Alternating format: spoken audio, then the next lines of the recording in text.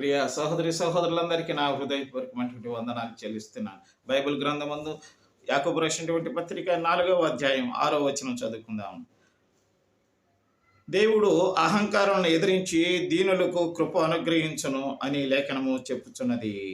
కాబట్టి దేవునికి లోబడి ఉండి అపవాదిని ఎదిరించిడి, అప్పుడు వాడు మీ యొద్ద నుండి పారిపోవునని వ్రాయబడి ఉంది.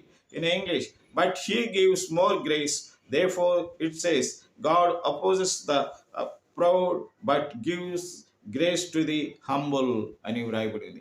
నా ప్రియమైనటువంటి సహోదరి సహోదరులారా, దేవుడు అహంకారం ఎదిరించి దీనులకు కృపనిచ్చే తండ్రి. మనము ఆయనకు లోబడి ఆయన విధేయులంగా ఉంటే దేవుడు మనల్ని ఆశీర్వదించును గాక. దేవుడు మిమ్మల్ని మీ బిడ్డలందరినీ దీవించును గాక. దయచేసి మీరు సబ్స్క్రైబ్ చేసి మీ సహోదరునికి సహాయపడవలసిందిగా కోరుకుంటున్నాను. ప్రభు మిమ్మల్ని సదాకాలము దీవించును గాక. ఆమేన్.